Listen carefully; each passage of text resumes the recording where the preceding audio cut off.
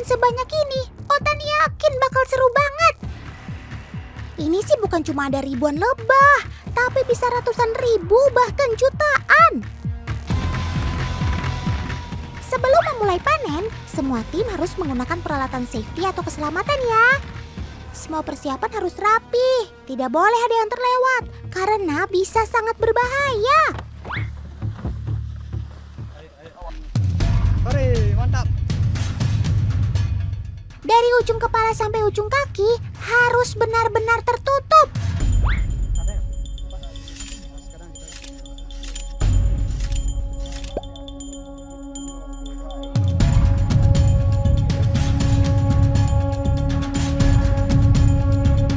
Satu, dua, tiga, 10, 15. Ini beneran banyak banget sarang lebahnya. Sarang sebanyak ini ada di satu pohon yang menjulang tinggi hingga 70 meter. Otan sampai merinding lihatnya. Ditambah lagi, ini kan sarang lebah hutan liar. Siapa lagi kalau bukan lebah Apis dorsata, jenis lebah madu paling besar yang ada di planet bumi ini. Apis dorsata senang membuat sarang di pohon tinggi atau tebing batu yang berada di tengah hutan liar. Dalam satu sarang, biasanya dipenuhi oleh puluhan ribu lebah. Oh iya, walaupun semua tim menggunakan kostum, tapi ada saja lebah yang tetap menancapkan sengatnya loh.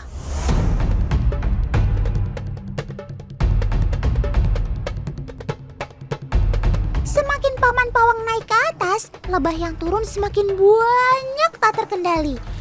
Siapapun diserang teman-teman, termasuk kakak kameramen.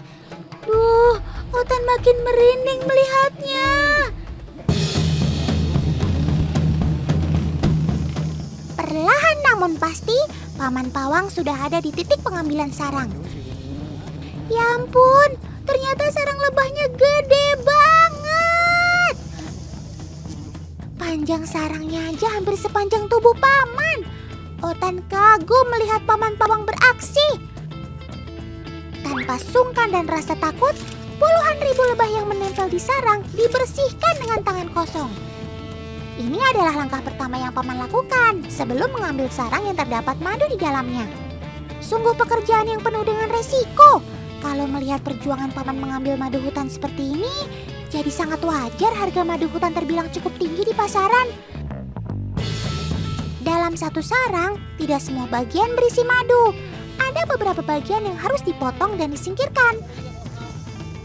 Kalau madunya sudah mulai terlihat, baru deh sarang dipotong dan langsung dimasukkan ke dalam wadah ember yang dibawa naik ke atas pohon. Kalau sarang lebah berisi madu sudah sampai di bawah, saatnya tim bawah beraksi.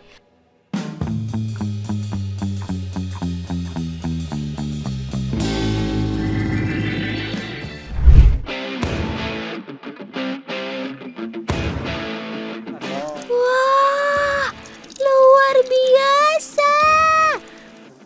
Madunya banyak banget. Otan jadi pengen cicip madunya, Kak. Siapa yang gak ngiler coba lihat madu hutan diperas langsung dari sarangnya? Tapi Otan jamin, kakak-kakak di sana gak ada yang berani cicip langsung madunya. Gimana caranya coba? Kostumnya aja rapat begitu. Lebahnya semakin liar, ada di mana-mana. Perlahan namun pasti, satu persatu sarang lebah mulai turun. Tim bawah mulai sibuk memindahkan sarang lebah berisi madu ke wadah khusus yang sudah disiapkan. Dibutuhkan ketenangan dan kerjasama yang baik antara tim atas dan tim bawah. Bahkan, jika jumlah sarang sangat banyak, sampai ratusan, tim bisa bermalam dan menginap di tempat sampai semua madu selesai diambil. Oh iya, biasanya paman pawang tidak mengambil semua bagian sarang lebah. Mereka akan sengaja menyisakan sarang, supaya kawanan lebah bisa kembali membuat sarang di tempat yang sama. Jadi kawanan lebah tidak kehilangan seutuhnya tempat tinggal mereka.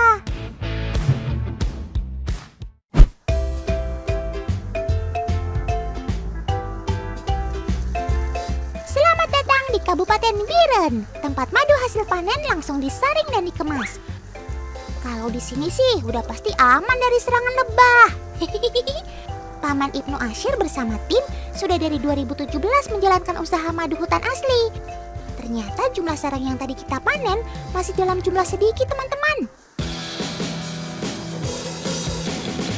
Selama pengalaman memanen sarang lebah, Paman Ibnu dan tim pernah mendapatkan sekitar 800 kg madu.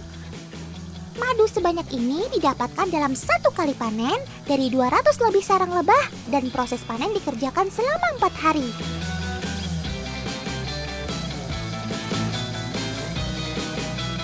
Pantesan aja madunya banyak banget. Dalam ukuran satu sarang lebah paling besar, biasanya menghasilkan sekitar 5-6 kg madu murni. Luar biasa.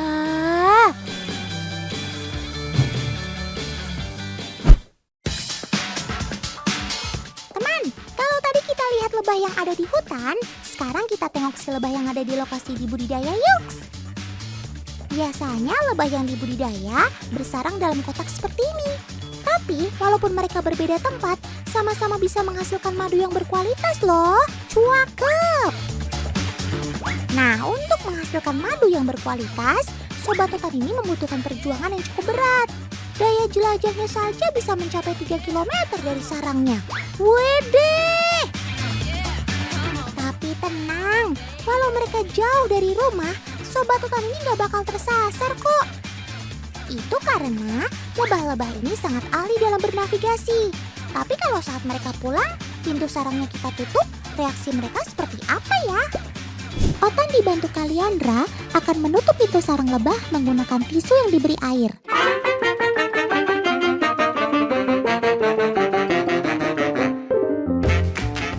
Lihat teman, para lebah ini sepertinya gelisah dan kebingungan. Maafkan Kaliandra ya sob, memang dia suka iseng. Tapi kawanan lebah ini tidak mau menyerah begitu saja teman. Dengan menggunakan kaki dan mulutnya, mereka berusaha membuka pintu sarangnya. Berkat kekompakan Sobat Totan ini, akhirnya mereka berhasil. Cakep. Waduh, ada yang lagi asik menari tuh. Tapi musiknya kok nggak ada ya? Kasih intro dulu dong Paman Editor, biar cakep.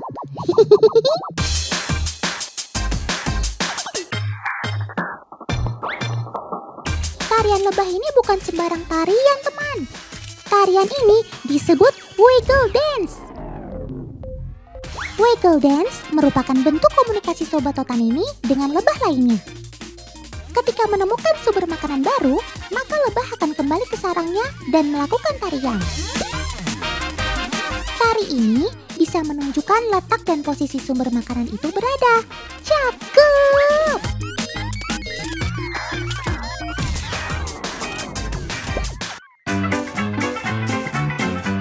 Untuk melakukan tarian ini, ada pola khusus, sehingga tidak dilakukan sembarang teman.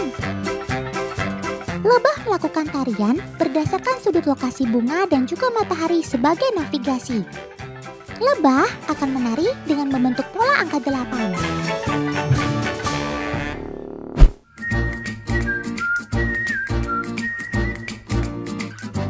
Asik nih, Kaliandra punya permen. Otan juga mau dong, Kak. Loh, Kak, permennya kok malah ditaruh di sarang lebah sih? Bukannya kasih ke Otan? Dijamin deh, lebah-lebah ini gak akan suka. Mereka kan hanya makan nektar bunga saja. Sebentar. Itu kok ada lebah yang tertipu ya? Sob, itu bukan bunga. Itu kan hanya permen dan tidak ada madunya. Oh iya, Otan baru ingat. Si lebah tidak hanya mengkonsumsi nektar bunga saja teman. Dia juga bisa mengkonsumsi gula. Nah, permen ini terbuat dari gula asli. Makanya para lebah suka.